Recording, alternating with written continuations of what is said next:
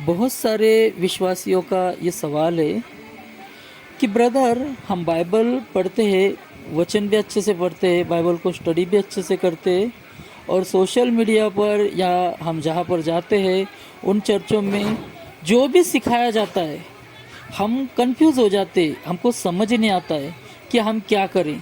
और जिन बातों को हम अगर चर्च में सिखाया जाए या यूट्यूब पर कहीं पर हम देखें और जिन बातों को वचन से सिखाया जाए और हम अगर उस बात को सीख जाए और हम अगर किसी को वो बात पूछें तो वो कहता है कि ये बात ऐसे ऐसी नहीं है और उस भाई की भी बात हमको सही लगती है कि ये जो बात मैंने ऐसी से ऐसी इस वीडियो में या इस पास्टर से ये बात सीखी, इन्होंने ऐसे ऐसी सिखाई थी पर उस भाई ने वैसे वचन बताए और वो बातों में हम कंफ्यूज हो रहे ऐसी बातों में। तो ब्रदर ऐसे हालात में हम क्या करें? बहुत सारे विश्वासी लोगों का यही हाल है और आप में से भी बहुत सारे ऐसे विश्वासी होंगे जो डेली बाइबल पढ़ते होंगे और आप लोगों को वचन को पढ़ना अच्छा लगता होगा और वचन की बातों को जानना भी अच्छा लगता होगा। इसलिए आप सोशल मीडिया के थ्रू, यूट्यूब के थ्रू या आप जिस भी चर्च में जाते हो उन पास्टर के थ्रू ये सीखने की कोशिश करते हो ताकि आपकी आत्मिक उन्नति हो सके। पर इन बातों को सीखने के दौरान आपको इन बातों के ऊपर कन्फ्यूज़न आ जाता है कि ये बात इन्होंने ऐसे ऐसी सिखाई पर वो भाई बता रहा है कि ये बात ऐसे ऐसी है। तो हम कैसे समझाएं कि ये पास्टर ने जो बात बताई है ये सही है, क्या ये भाई जो बात बता रहा है ये सही है? तो ऐसे कन्फ्यूज़न में हम क्या करें? बहुत सारे लोग ऐसे ही कन्फ्यूज़न में फंसे। तो मैं आप लोगों को एक ही बात कहना चाहूँगा, ऐसे हालात में आप ज़्यादा से ज़्यादा बाइबल पढ़िए और बाइबल में देखा करिए जो भी शिक्षा दी जा रही है और वचन के अनुसार दी जा रही है या नहीं। तब भी अगर आप इन गलत शिक्षाओं में नहीं निकल पा रहे हो या समझ नहीं पा रहे हो कि कौन सी शिक्षा सही है और कौन सी शिक्षा गलत है, तो इसके ऊपर मैं आपको एक ही राय दूंगा। आपको ज़रूरी है ऐसे हालात में पवित्र आत्मा को पाना, क्योंकि इंसान अगर आपको कुछ सिखा रहा है तो आप अपने दिमाग से भले ही वो बातें ना समझ पाओ, पर अगर आपके अंदर पवित्र आत्मा है और वो पवित्र आत्मा अगर आपके अंदर से गाइडेंस करे तो कोई भी गलत शिक्षा अगर दे रहा है, कोई पास्टर अगर गलत शिक्षा दे रहा है तो वो पवित्र आत्मा आपके अंदर गाइडेंस करेगा कि ये देख ये गलत शिक्षा है। या कोई बिलीवर या कोई भाई अगर आपको ये शिक्षा बता रहा है कि वो पास्टर ने गलत शिक्षा दिया और वो शिक्षा गलत है या सही है, ये बात भी आपके अंदर जो पवित्र आत्मा है वो पवित्र आत्मा आपको गाइडेंस करेगी। ऐसे से आप सही शिक्षा और गलत शिक्षाओं को समझ पाओगे। अब सवाल आता है कि इस पवित्र आत्मा को हम कैसे पाए? हम तो विश्वास करते हैं, बाइबल के वचन के अनुसार अपना जीवन जीने की कोशिश करते हैं, फिर भी हम इन वचनों को अगर समझ नहीं पा रहे तो हमको ज़रूरी है पवित्र आत्मा पाने का। अगर वो पवित्र आत्मा हमारे अंदर होता तो कोई कितनी भी गलत शिक्षा दे दे, है ना, हमको कन्फ्यूज़न नहीं होता। क्यों? क्योंकि वो पवित्र आत्मा हमारे अंदर गाइडेंस करता। और जब हम बाइबल पढ़ते हैं तो वो पवित्र आत्मा हमारे अंदर गाइडेंस करता कि देख यहाँ ये वचन में ऐसा ऐसा लिखा है और सामने वाला तुझे ऐसा ऐसा बता रहा है, वो गलत है और इंसान समझ पाता। अब हम आगे देखते हैं कि उस पवित्र आत्मा को हम कैसे पाए। तो सबसे पहले हमको हमारे गुनाहों से पश्चाताप करना है। जितने भी पाप, हर एक इंसान के अंदर पाप है। हर एक इंसान, कोई भी इंसान ये नहीं कह सकता कि मैंने कोई पाप नहीं किया है। तो हर एक इंसान अपने उस पापों को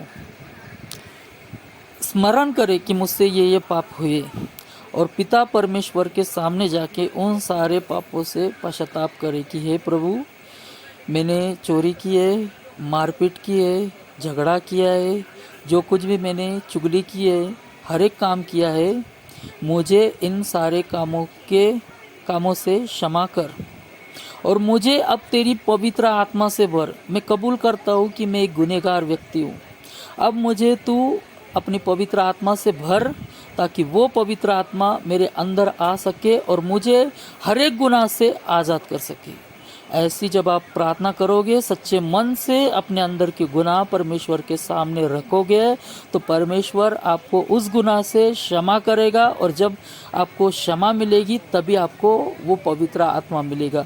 और जब वो पवित्र आत्मा आपके अंदर आएगा तो इस तरह की जो भी फेक टीचिंग होंगी, जो बाइबल के विरुद्ध होंगी, वो पवित्र आत्मा आपको गाइडेंस करेगा। और इस तरह आप जो है सही शिक्षा क्या है और गलत शिक्षा क्या है ये खुद से समझ पाओगे, क्योंकि वो पवित्र आत्मा आपके अंदर होगा।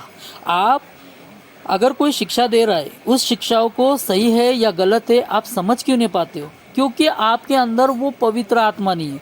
और वो पवित्र आत्मा जब आपके अंदर आएगा, क्योंकि वचन कहता है, यीशु मसीह कहते हैं कि जब मैं जाऊंगा तो मैं तुम्हें पवित्र आत्मा दूंगा, ताकि वो पवित्र आत्मा तुम लोगों को सिखा सके। अब यहाँ पर कुछ लोग ऐसा बोल सकते हैं या ऐसा सोच सकते हैं कि अगर पवित्र आत्मा ही हमको सिखा देगा तो फिर टीचर की क्या ज़रूरत है। तो यहाँ मेरा बोलने का मतलब कहीं पर ये नहीं है कि पवित्र आत्मा खुद ही आपको सिखा देगा, आपको टीचर की ज़रूरत नहीं है, आपको सिखाने वाले की ज़रूरत है। पर वो पवित्र आत्मा आपको ये गाइडेंस करवाएगा कि आप जो कुछ भी सीख रहे हो या आपको जो कुछ भी सिखाया जा रहा है वो सही है या नहीं, ये गाइडेंस करेगा पवित्र आत्मा। आप ये बात उन लोगों के लिए थी जो पवित्र आत्मा नहीं पाए हुए। अब सवाल ये भी आता है कि जो पवित्र आत्मा पाए हुआ है वो भी बहकाया जा सकता है, क्योंकि वचन में भी लिखा है।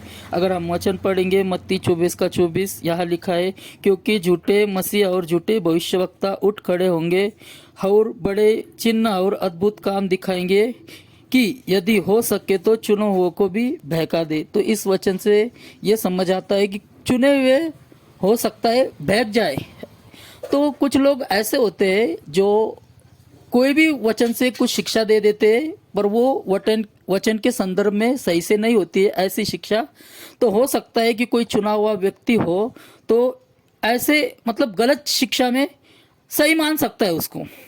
पर उस इंसान को अगर समझाया जाए कि ये शिक्षा जो तूने माना है ये शिक्षा गलत है, तो वो व्यक्ति उस शिक्षा को तुरंत समझ जाता है, अगर उसको सच्चाई बताई जाए तो।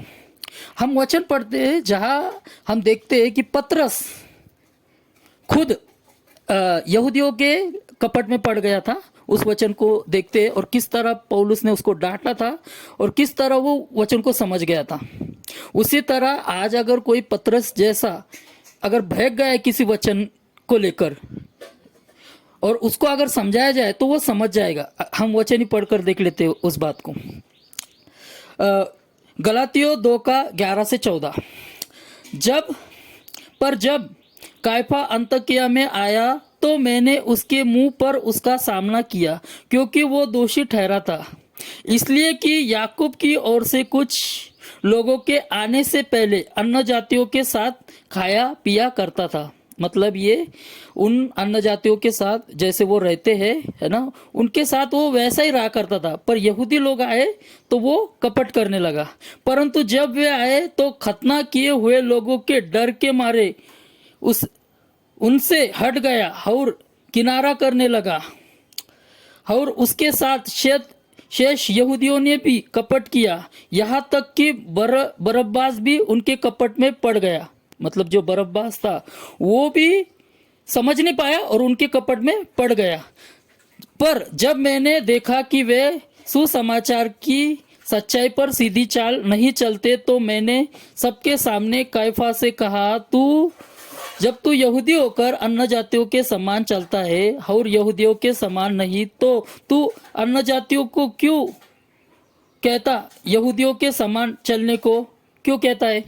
मतलब यहाँ पतरस को पौलुस डांटते हुए समझा रहा है कि तू खुद अन्य जातियों की तरह चल रहा है, और जब ये यहूदी आए तो तेरे मन में ऐसे कपट क्यों आया और तू ऐसा उनसे किनारा क्यों करने लगा। और जब पतरस को डांट कर समझाया तो हम कहीं पर यहाँ नहीं देखते कि पतरस ने उलट कोई सवाल किया हो, बल्कि पतरस समझा। हो सकता है अगर चुना हुआ व्यक्ति इस तरह किसी वचन को लेकर बहकाया जाए तो उसको अगर समझाया जाए, अगर उसको पवित्र आत्मा है तो वो समझ सकता है। तो आशा करता हूँ मैं इस वीडियो से कि आप समझ गए होंगे कि हमको अगर वचन को समझना है तो पहले पवित्र आत्मा पाना बहुत ज़रूरी है। और पवित्र आत्मा कैसे पाते हैं मैंने वॉइस में बता दिया है। अगर कोई पवित्र आत्मा पाया हुआ है फिर भी वो गलत वचनों में पड़ा है और उसको अगर समझाया जाए, अगर उसके अंदर पवित्र आत्मा हो तो हमको गलातियों 11 से 14 में समझ आता है कि वो उस बातों को समझेगा, बहस नहीं करेगा। तो ये था आज का वीडियो, जिससे आपको ये समझ में आएगा कि कैसे इंसान को किसी भी बात को अगर समझना है तो बाइबल से समझना है, बाइबल के पूरे संदर्भ से समझना है कि वह संदर्भ में क्या बात हो रही है और जिस वचन तक वो आया है वह क्या बात हो रही है। अगर ऐसे से समझेगा और उसके अंदर अगर पवित्र आत्मा होगा तो वो पवित्र आत्मा के द्वारा वो समझ जाएगा। अगर फिर भी समझ नहीं आ रहा है तो जाहिर सी बात है कि उसके अंदर जो है वो पवित्र आत्मा नहीं है, क्योंकि पवित्र आत्मा होता तो ऐसे गलत शिक्षा में वो कभी नहीं फंसता। तो अगर पवित्र आत्मा नहीं है तो मन फिराव पश्चाताप करे और पवित्र आत्मा पाए। तो ये था आज का वीडियो। आशा करता हूँ इस वीडियो से आप समझ गए होंगे कि हम वचनों को कैसे समझ सकते हैं सही कॉन्टेक्स्ट में। जय मसीह की, प्रेज द लॉर्ड।